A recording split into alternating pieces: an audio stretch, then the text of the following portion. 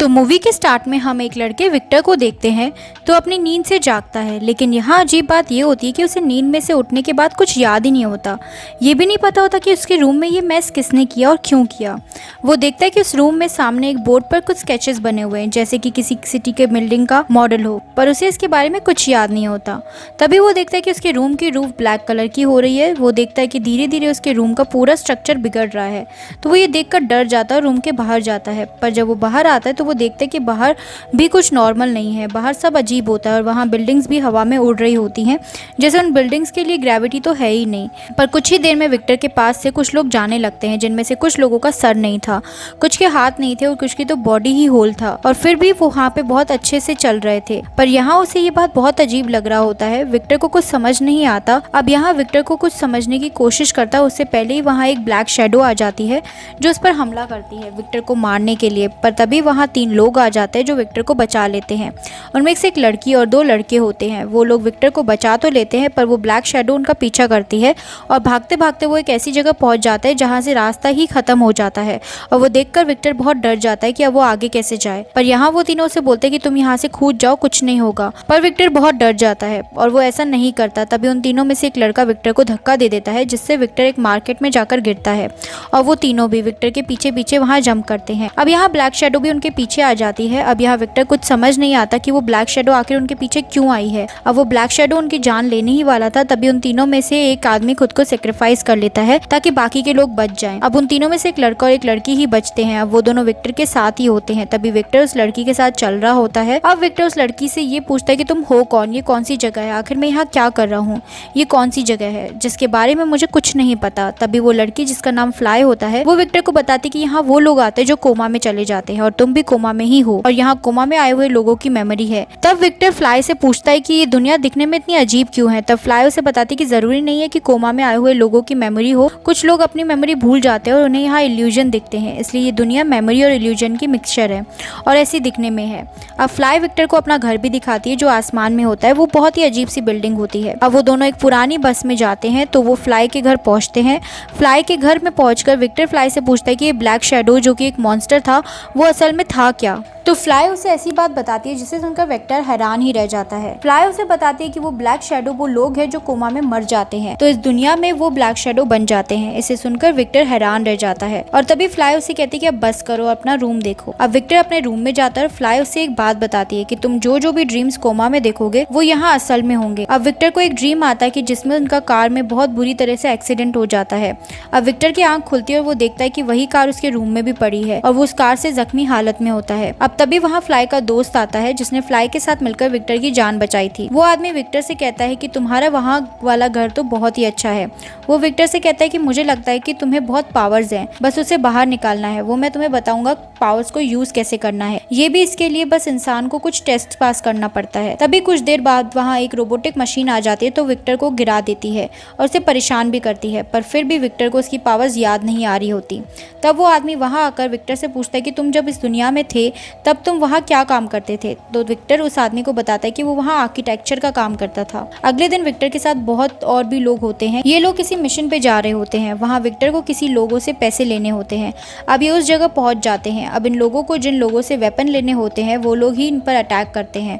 वो लोग उन पर फायरिंग करना शुरू कर देते हैं। अब विक्टर और उसके साथी जैसे तैसे करके वेपन्स तक पहुंचते हैं, पर वहां तक अचानक 3 ब्लैक शैडो आ जाती है जिन्हें इस मूवी में रेपर का नाम दिया गया है। अब ये रीपर इन्हें रोकने के लिए आए थे। ये कमी वहां से एक्सप्लोजिव लेके जा ही रहे होते हैं कि रीपर्स आकर उन पर अटैक करने लगते हैं, पर वो आदमी वहां से गिरने वाला होता है। तभी विक्टर अपने दिमाग पर अपनी फिंगर्स रखता है और याद करने की कोशिश करता है, और जबकि वो आर्किटेक्ट था तो उसके पास ये एबिलिटी आती ही कि वो अपने दिमाग में कोई भी स्ट्रक्चर सोचेगा तो वो वहाँ बन जाएगा, और ऐसा ही होता है। वहाँ एक स्ट्रक्चर बन जाता है और वो आदमी गिरने से बच जाता है और वो लोग घर आ जाते हैं और रीपर्स भी उनका पीछा नहीं कर पाते। अब घर पहुंच के सब लोग विक्टर की बहुत तारीफ करते हैं और सब कहते हैं कि विक्टर तुमने बहुत ही अच्छा काम किया।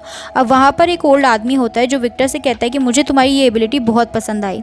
वो कहता है कि ये सिटी सबकी मेमोरी से बनी हुई है। अब तुम ऐसे पहले इंसान हो जो अपने दिमाग से कोई भी स्ट्रक्चर बना सकते हो, तो क्यों ना हमारे लिए एक न्यू सिटी बनाओ और सिटी का ख्याल भी तुम रखोगे। और एक और बात ध्यान रखना कि तुम्हें ऐसी सिटी बनाना है जहाँ रीपर्स ना आ सके। तो विक्टर कहता है कि क्यों नहीं, मैं अपनी पूरी कोशिश करूंगा वो सिटी बनाने में। अब अगले दिन सब लोग निकल जाते हैं उस जगह पर। उन्हें एक न्यू सिटी बनानी थी। अब अचानक से वहाँ पर रीपर्स भी आ जाते हैं और उन्हें कुछ समझ नहीं आता कि यहाँ रीपर्स कैसे आ गए, क्योंकि उन्हें ऐसा लग रहा था कि रीपर्स को तो इस जगह का पता भी नहीं था। हम तो बहुत केयरफुली आए थे। अब फ्लाई का एक साथी आता है और विक्टर की बॉडी में से एक ट्रैकिंग डिवाइस निकालता है। सब यही कहते हैं कि तुमने इस विक्टर की बॉडी में डाला होगा, पर वो आदमी कहता है कि नहीं, मैंने ऐसा कुछ नहीं किया, क्योंकि वो आदमी एक आदमी की तरफ इशारा करता है, पर उससे पहले ही वो दूसरा आदमी से शूट कर देता है। अब यहाँ आके एक रूल होता है कि अगर कोई भी इंसान इस दुनिया में मरता है तो वो रीपर में कन्वर्ट हो जाता है। अब लोग वहाँ से जल्द ही भागने लगते हैं, क्योंकि अभी उन्होंने जिस आदमी को मारा वो रीपर बनने वाला था, और ऐसा होने से पहले उन्हें वहाँ से जाना था, नहीं तो उनके लिए बहुत प्रॉब्लम हो सकती थी। अब वो सब अपने घर की तरफ भागने की कोशिश करते हैं।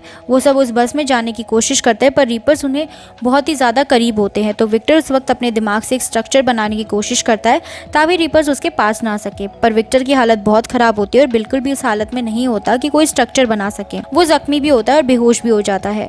अब विक्टर की आंख रियल लाइफ में एक हॉस्पिटल में खुलती है। अब यहाँ पर विक्टर को फ्लैशबैक आता है उस लड़की फ्लाई का, जो कि रियल लाइफ में उसकी बेस्ट फ्रेंड थी, और कोमा की दुनिया में वो उसे पहचान ही नहीं पाया, क्योंकि कोमा की वजह से कुछ लोग अपनी आधी मेमोरी भूल जाते हैं। विक्टर को याद आता है कि वो फ्लाई के साथ ही हॉस्पिटल में आया था, पर उसने फ्लाई को अंदर आने नहीं दिया था।